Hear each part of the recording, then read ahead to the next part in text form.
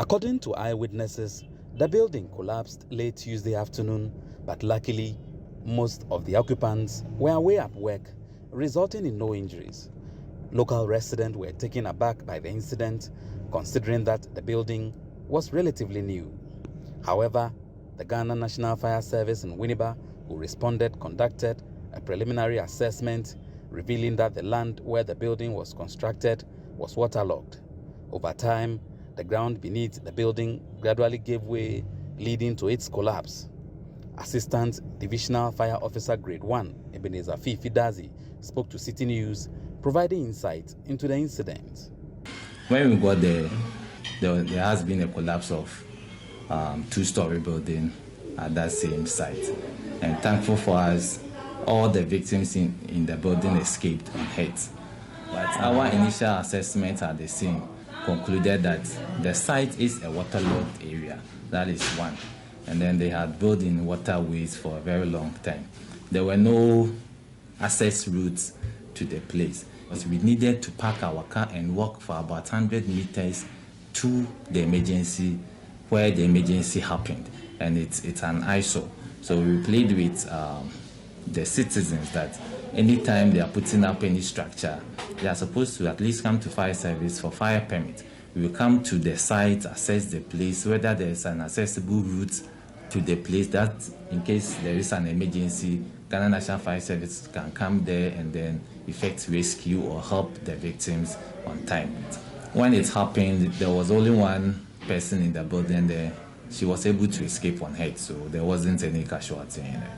Initially intended to be used as a Bible school, the two-story building had a change of plan after the owner realized that the contractor had done a substandard job, prompting the change in usage. Some of the tenants shared their experience with Citi News regarding the incident. I'm inside, and the say, "Bibi, ya pre.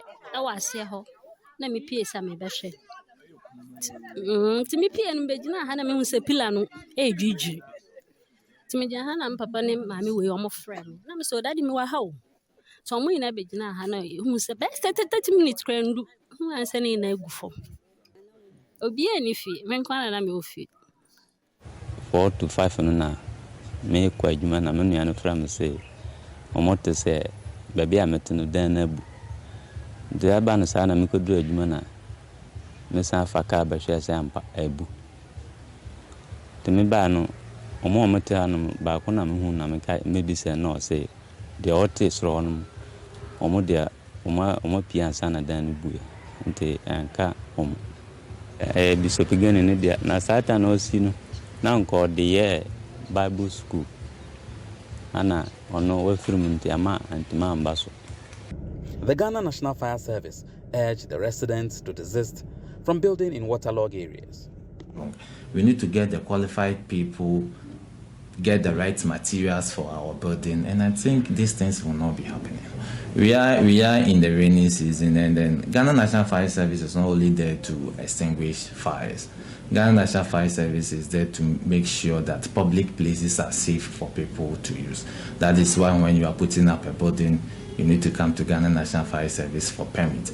Before we give the permit, we go to the site, do some assessment, and which accessible route is a key to that. We look at all these things before we give you the permit. And when you are done with the house, we also give you a fire certificate. For the fire certificate, we will come to the building, assess the place, look at the electrical installation you have in there, look at the firefighting equipment you have in there, before we can give you the certificate, which signifies that the place is safe for people to use.